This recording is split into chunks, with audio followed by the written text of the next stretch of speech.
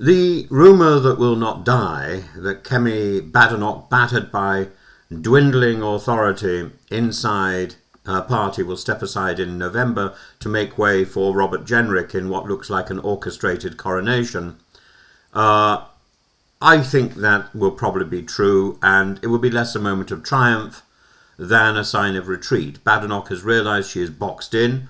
Her offer to Keir Starmer to work together on welfare reform was not an act of statesmanship, but desperation for relevance. Now, by November, she may have little chance but to yield. And who steps forward? Robert Jenrick, the once mild Home Office technocrat turned iron-fisted immigration hawk, and his leadership would not represent moderation but acceleration, a deliberate tilt towards Reform UK, an attempt to mirror Nigel Farage's language on borders, sovereignty and the Human Rights Act.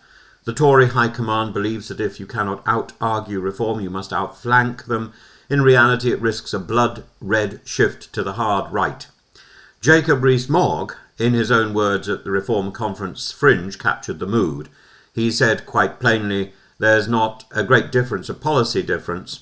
No, there's not a great deal of policy difference, and in all honesty, there's not a great deal of personal difference. He admires Farage, likes Reform's programme, and sees their base as the same raffled ticket sellers he once met at Tory associations.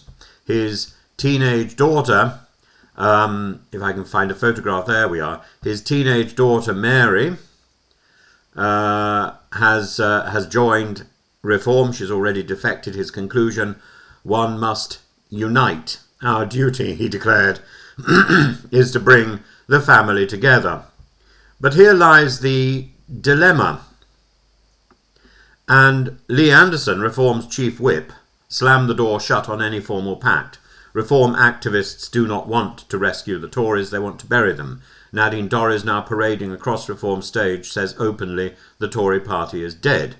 So where does that leave us?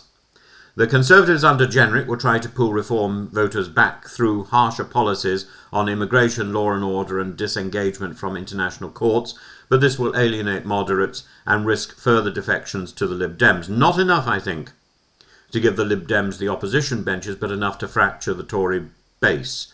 If there's going to be a departure from the Tory party which will ease the Lib Dems into the opposition as His Majesty's loyal opposition, that would be a defection to Reform. That would not happen, I think, under Robert Jenrick. But it could happen under somebody else, and it could certainly happen under Kemi Badenoch if she continues. Reform UK under Farage will continue to feast on anger. The think tank More in Common has calculated their ceiling at 42%, but also noted their fragility. Women and younger voters who join today may walk away tomorrow.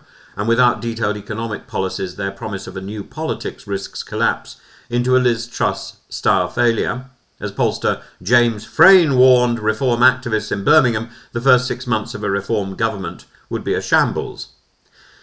As for the alliance question, Rees-Mogg insists on uniting the right before Labour's majority hardens into permanence. He calculates that Reform plus Tories equals 50%, a Thatcher-sized bloc, providing a mandate as well as a majority, but politics is not arithmetic, it is chemistry. Some Reform voters would never accept Jenrick or Rees-Mogg. Some Tories would never accept Farage. Farage wouldn't accept Boris. A formal pact risks splitting both. And yet, gossip and instinct suggest that is precisely where events are moving. A Jenrick coronation would clear the decks for a rapprochement with Reform. It may not be a coalition, but it could take the shape of a non-aggression pact in marginal seats. The cost of this, the Conservative Party loses what is left of its broad church. Cameron's liberal wing is almost extinct. Sunak's technocrats discredited. Under Jenrick Farage politics, what remains is not Toryism or Disraeli, or not something Disraeli or Baldwin would recognise, but an echo of continental populism. I don't think it's something that even Thatcher would recognise. And the beneficiaries, Keir Starmer, paradoxically, he will stand at the dispatch box facing not a single coherent opposition, but a divided, shrill one. The Lib Dems may not formally seize opposition status, but their role as the voice of moderation will grow. If Reform and the Conservatives lurch into each other's army, Ed Davey's party could become the place where displaced, frightened, moderate voters finally land, if not MPs.